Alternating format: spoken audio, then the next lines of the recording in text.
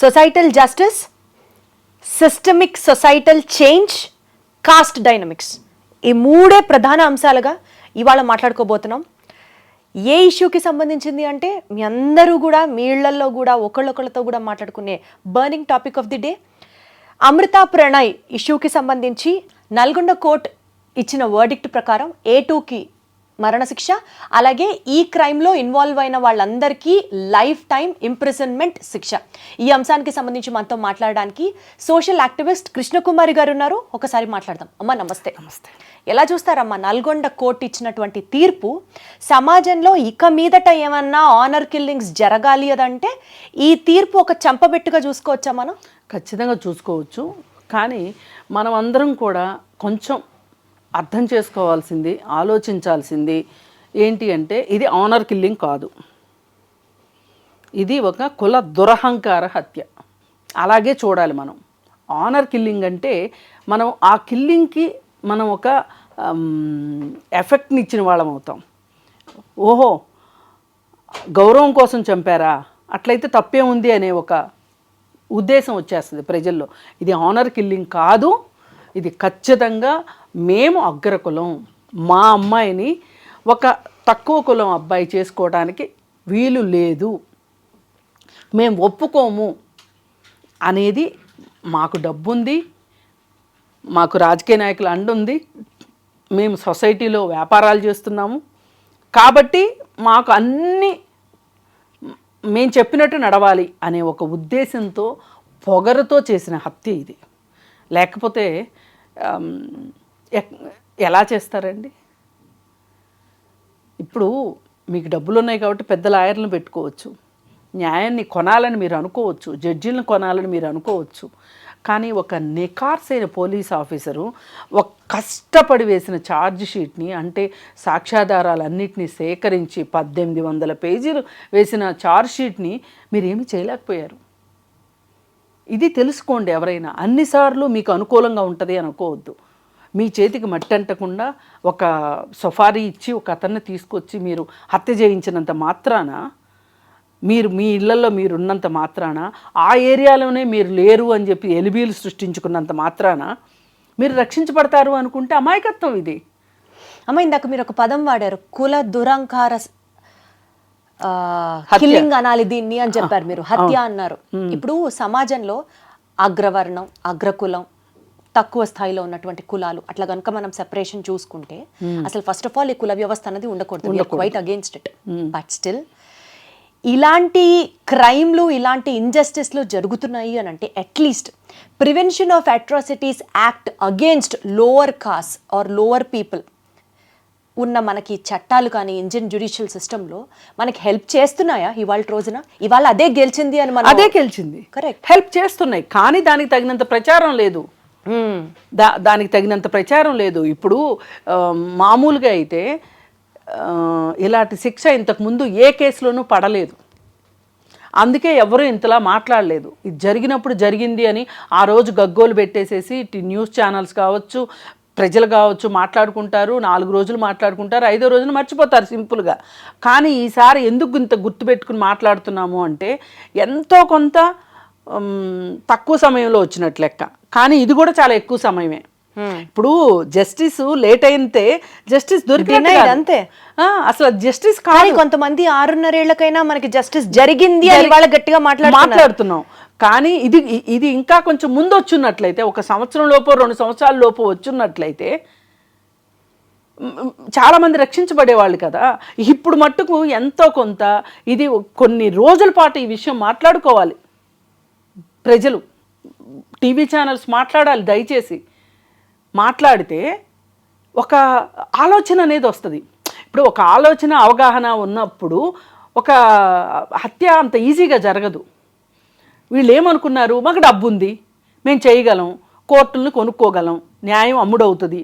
కానీ ఒకటి గుర్తుపెట్టుకోవాలి, అన్నిసార్లు న్యాయం అమ్ముడుపోదు, అన్నిసార్లు జడ్జీలు అమ్ముడుపోరు, అన్నిసార్లు పోలీసులు అమ్ముడుపోరు. రంగనాథ్ లాంటి ఆఫీసర్ ఉన్నాడు కాబట్టి జరిగింది ఆ రోజు.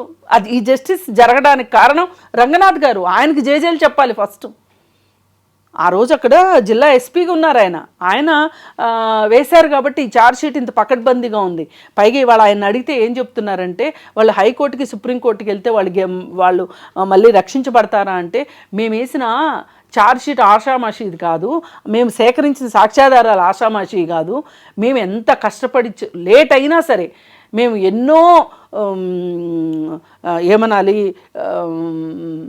ఆధారాలను సేకరించాం, మేము టెక్నికల్ ఎవిడెన్స్ సేకరించాం, ఏఐ యూజ్ చేసి మరి వాళ్ళు ఎవిడెన్స్ ని సేకరించారు. అంటే ఎంత లోతుగా చేశారు చూడండి, వాళ్ళు లోతుగా చేశారు. కోర్టులో ట్రయల్ కూడా అలాగే జరిగింది. పోలీసులను కూడా ఆ విధంగా ఆయన సన్నద్ధం చేశారు. క్రాస్ ఎగ్జామిన్లో ఒక్క సాక్షిని 10 రోజులు ఎగ్జామిన్ చేశారంట, క్రాస్ ఎగ్జామిన్. అంటే ఎంత అద్భుతంగా జరిగింది. అందరి సహకారం ఉంది దీంట్లో. ఈ సహకారంతో ఇవాళ ఈ జస్టిస్ జరిగింది అని అనుకుంటున్నాం. అమ్మ, యూజువల్ గా ఒక రెగ్యులర్ మైండ్ సెట్ మనది ఎలా ఉంటుంది తెలుసా? సపోజ్ ఇప్పుడు పోలీసులు కల్ప్రిట్స్ ని పట్టుకోలేదు అనుకోండి, పోలీసులు అమ్ముడుపోయారు, చట్టం తన పని తను చేసుకుపోవట్లేదు, చట్టం అమ్ముడుపోయింది, ఇలా మాట్లాడతాం. ఇవాళ రోజున పోలీసుల దగ్గర నుంచి న్యాయ వ్యవస్థ దాకా ప్రతి ఒక్కళ్ళు ఖచ్చితంగా నికార్సుగా పనిచేశారు కాబట్టి ఇవాళ మనకి జస్టిస్ వచ్చింది అనుకుంటే, రెండో సైడ్ ఆఫ్ ది కాయిన్ మాట్లాడితే ఇప్పుడు సమాజం బాధ్యత ఉంది. సమాజంలో కూడా డీప్ గా నాటుకుపోయిన ఇలాంటి మైండ్ సెట్స్ మారాలి, 100% మారాలి. అవి ఎలా మారుతాయి అంటే, మనము ఈ జరిగిన దాని గురించి గ్లోరిఫై చేస్తూ మాట్లాడాలి. ఏది ఇవాళ వచ్చిన తీర్పుని మనం మాట్లాడాలి, ఆ జరిగిన నేరాన్ని నేరంగా మాట్లాడుకోవాలి. వాళ్ళు ఏం సాధించారు ఈరోజు, మారుతీరావు ఏం సాధించాడు, శ్రవణ్ ఏం సాధించాడు, ఇవాళ ఎవరికి నష్టం జరిగింది. ఇవాళ నిజంగా ప్రణయ్ తల్లిదండ్రులకి కొడుకు లేకుండా పోయాడు, ఇప్పుడు అమృతకి భర్త లేకుండా పోయాడు. ఆ బుడ్డోడికి వాడికి ఏం తెలుసు, వాడు అసలు తండ్రినే చూడలేదు. ఎంత దుర్మార్గం, ఎంత దారుణం. ఏమి మీరు ప్రేమ కోసం చస్తాము, ప్రేమ కోసం చంపుతాము అని మీరు మాట్లాడుతున్నారు కదా. ఇది ప్రేమ కోసం చంపటం చావటం కాదు. చచ్చేంత ప్రేమ, చంపేంత ప్రేమ ఎవరికి కావాలండి? ప్రేమ అది కోరుకోదు, బతికించే ప్రేమ కావాలి. అదే కదా. అదే ఆ రోజు సరే వాళ్ళ నిర్ణయానికి వాళ్ళని వదిలేసి మీ దోవను మీరు బతికుంటే, వాళ్ళ దోవను వాళ్ళని బతకనిస్తే ఏమయ్యేవాళ్ళు? బతికి చూపించేవాళ్ళో కాదో, లేదంటే నీ కూతురు నీ దగ్గరికి వచ్చేదేమో నీ కోరిక ప్రకారం. ఆ భర్త నచ్చకపోతే ఏం చిరంజీవి గారు అమ్మాయి వచ్చేస్తే చిరంజీవి గారి దగ్గర పెట్టుకోవాలా? ఏం నువ్వు కూడా అలాగే చేసేవాడివి కదా, చేయొచ్చు కదా. ఒక గిల్ట్తోనే కదా మొన్న ఆయన కూడా సూసైడ్ చేసుకున్నాడు. ఏం సాధించాడు మారుతీరావు? ఇప్పుడు అసలు ఇంకో కొత్త విషయం, శ్రవణ్ భార్య కూతురు కోర్టు దగ్గర కాస్త హడావుడి చేశారు. అవును. ఆ రోజు మీకు తెలీదా?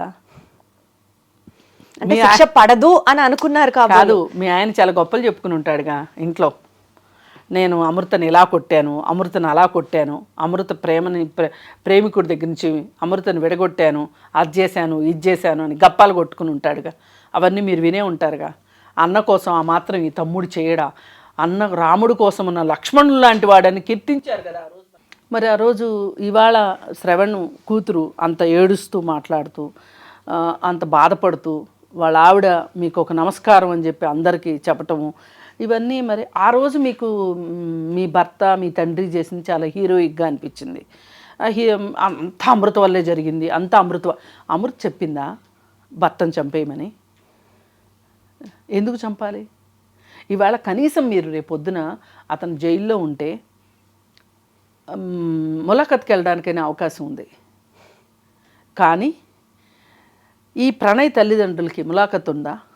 కొడుకుతోటి అమృతకి ములాఖత్ ఉందా? అమృత కొడుక్కి తండ్రితో మాటామంతి ఉంటుందా? లేదు కదా, లేకుండా చేశారు కదా. ఎవరికి ఎక్కువ అన్యాయం జరిగింది? వాళ్ళు మీకేదో అన్యాయం జరిగిందని అంత బాధపడిపోయి గగ్గోలు పెట్టేసి ఏడుస్తున్నారు. అసలు ఇంకో మాట, అసలు ఈ మారుతీరావు అనే ఫ్యామిలీకి పెద్ద ఫైనాన్షియల్ బ్యాక్గ్రౌండ్ ఏమీ లేదు. చాలా చిన్నగా మొదలైనవి వాళ్ళ జీవితాలు కూడా. ఎన్నో దరిద్రాలు చేసి రియల్ ఎస్టేట్ రంగనాథ్ గారు మాట్లాడుతూ రియల్ ఎస్టేట్ చేశాడు. కానీ రియల్ ఎస్టేట్ చేసే వాళ్ళందరూ దొంగల దుర్మార్గులు కాదు. అతను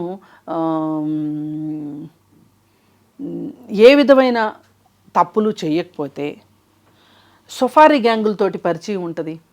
అసలు ఒక గుజరాత్ గ్యాంగ్ తోటి ఆయనకి పరిచయం ఉంది. ఆయన రియల్ ఎస్టేట్ దందాలు చేసేటప్పుడు బెదిరించడానికి ఆయన స్థలాలని ఆక్రమించి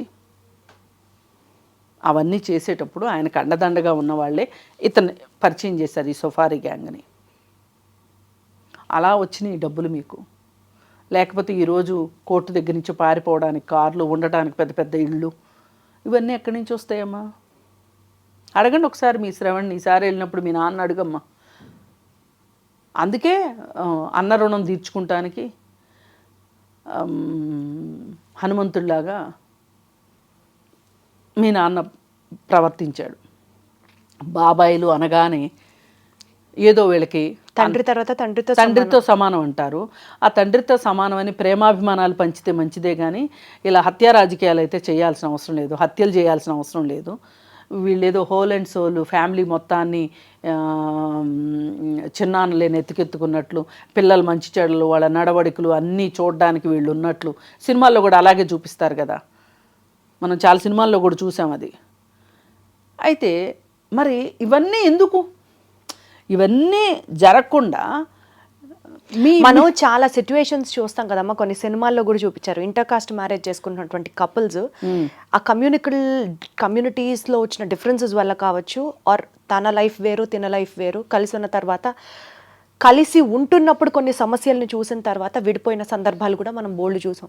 ఇలాంటివి జరగకుండా ఉండడానికి పేరెంట్స్ గా మేము అది కాస్త జాగ్రత్త పడతాము, దాన్ని ఇంత తప్పుగా చూపించాల్సిన అవసరం లేదు అని కొంతమంది ఇంకా వితండంగా వాదిస్తూ ఉంటారు. కరెక్టే. నేనేమంటానంటే వాళ్ళు వచ్చేసినప్పుడు మీరు ఆదరించండి. వచ్చినప్పుడు అప్పుడు ఏమన్నా గొడవలు అయినప్పుడు అప్పుడు చూసుకోండి, అప్పుడు ఆదరించండి. ఎంతైనా ఒక మనిషిని చంపడం ఎంతవరకు కరెక్ట్? మీ అమ్మాయిని మీరు జాగ్రత్త చేసుకోవాలనుకోవడం తప్పే కాదు. Very well said. నేనేం కాదన్ను, కానీ వేరే వాళ్ళ పిల్లోని చంపే హక్కు ఎక్కడుంది మీ అమ్మాయి కోసం? దట్టు మీ అమ్మాయి ఏమన్నా మీ ఇంటికి వచ్చిందా? రాలేదు కదా. ఏమి న్యాయం అసలు? ఒక మనిషిని చంపే హక్కు ఎవరిచ్చారు అసలు? ఒక చెట్టునే నరకొద్దు, చెట్టు నరికితే 10,000 జరిమానా అంటున్నాం. అలాంటిది ఒక మనిషిని చంపితే? ఒక చెట్టుకో ఒక ఆవుకో ఉన్న విలువ ఒక మనిషికి లేదా? వాళ్ళు ఏ కులంలో పుడితే మట్టుకేంటి? అసలు కులాన్ని బట్టి మీరు ఎట్లా ఇది తప్పు ఇది ఒప్పు అని మీరు నిర్ణయిస్తారు?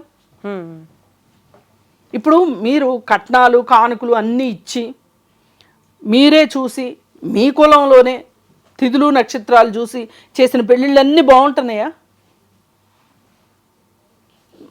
అక్కడ కట్నాల కోసం వేధిస్తున్నారుగా. మొన్న కుక్కర్లో పెట్టి చంపినవాడు, ముక్కలు చేసి కైమా కొట్టి కుక్కర్లో ఉడకబెట్టినవాడు ఒకే కులం వాడు కదా.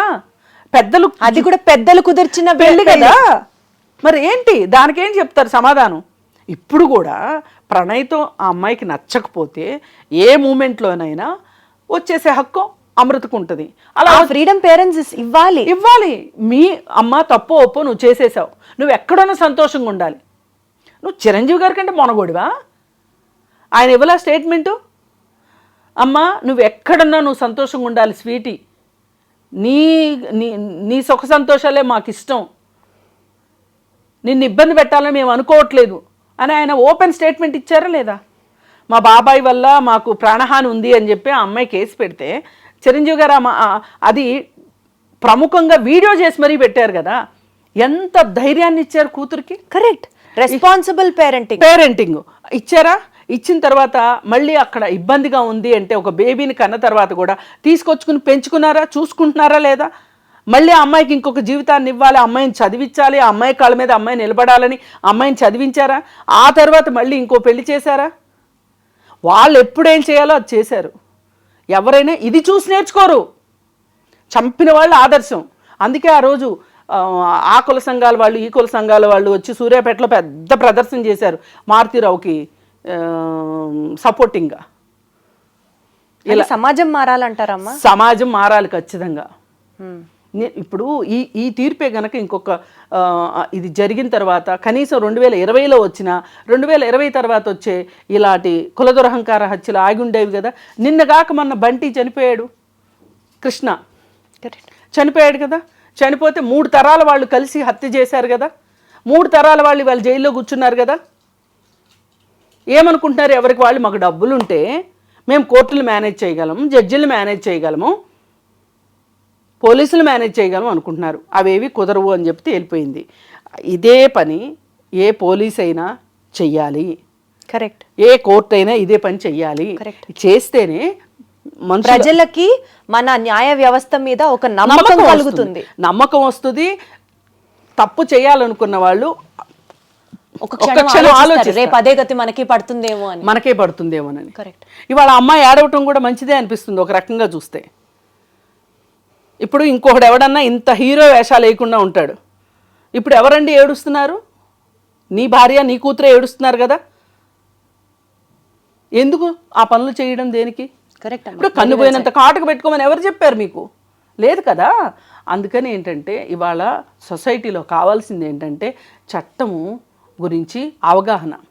ఇప్పుడు కులాంతర మతాంతర వివాహం చేసుకుంటే చట్టరీత్యా నేరం కాదు, ఇది కరెక్ట్, ఇది నేరం కాదు అంటే చెయ్యొచ్చు అనే కదా. చంపితే నేరం అనేది ఇవాళ ప్రూవ్ అయింది. పెళ్లి చేసుకుంటే నేరం కాదు అనేది అవగాహన కలిగించాలి. పైగా ప్రభుత్వం దగ్గర నుంచి కూడా ఒక ప్రోత్సాహకం అనేది ఉండాలి. మన రాజ్యాంగంలో మనం రాసుకున్నాం, కులరహిత, మతరహిత, వర్ణరహిత, వర్గరహిత సమాజం కావాలి అని కోరుకున్నాం. ఇది కోరుకుంటే ఊరికే వచ్చేస్తుందా? మన ప్రయత్నం ఏం జరగాలి? కులం పోవాలంటే కులాంతర వివాహాలు పోవాలి, మతం గురించి పట్టించుకోవద్దు అంటే మతాంతర వివాహాలు జరగాలి. ఇవి తప్పు కాదు అనేది సమాజంలో సమాజంలో అవగాహన రావాలి. అండ్ డెఫినెట్లీ ఇవాళ వచ్చిన తీర్పు కనువిప్పుగా ఉండాలి సమాజానికి. మోర్ ఇంపార్టెంట్లీ కులాలకి అగేన్స్ట్ గా అందరం ఒకటే అన్న భావన సమాజంలో ఇన్కల్కేట్ అవ్వాలి. అది అవ్వాలి అంటే ప్రభుత్వం చేసే పని ప్రభుత్వం చెయ్యాలి. ఇలాంటి ఘటనలు జరిగినప్పుడు ప్రభుత్వాలు ఆ కుటుంబాలను వెళ్ళి ఓదార్చాలి. ప్రభుత్వం వెళ్ళి ఆ కుటుంబంతో ఉంది అంటే ఆ హత్య చేసిన వాడు గజగజలాడతాడు. కానీ దురదృష్టవశాత్తు మొన్న బంటి చనిపోతే ఒక్కరు గవర్నమెంట్ తరఫు నుంచి వెళ్ళలేదు. ఎవరో కలెక్టర్ ఆఫీస్ వాళ్ళు వెళ్ళారు, కానీ రాజకీయ నాయకులు వెళ్ళలేదు. రాజకీయ నాయకులు ముఖ్యంగా ఈ విషయం గురించి ధైర్యాన్ని ఇవ్వాలి సమాజంలో. ఇస్తే ఒక 4 years బ్యాక్ అనుకుంటా చందానగర్లో ఒకటి జరిగింది ఇలాగే. అవంతి ఈ రోజుకి అమ్మాయి ఫైట్ చేస్తుంది ఆ కేసు గురించి. ఆ కేసులో కూడా హియరింగ్ ఉంది. అక్కడ కూడా ఇట్లాంటి వర్డిక్టే రావాలి. వస్తే 1 by 1 వస్తుంటే కొంచెం సమాజంలో మనలాంటి వాళ్ళు మాట్లాడగలిగే వాళ్ళు మాట్లాడాలి. ఛానల్స్ కూడా విరివిగా ప్రచారం చేయాలి. చేస్తే అప్పుడు కులం మొత్తాన్ని మనం పెకలించలేకపోవచ్చు, కానీ మతాంతర వివాహాన్ని మనం ఒప్పుకోగలుగుతాం. కనీసం ఒప్పుకోగలిగితే వైలెన్స్ ని ఆపిన వాళ్ళు. వెరీ వెల్ సెడ్ అమ్మా. Thank you so much. Thank you.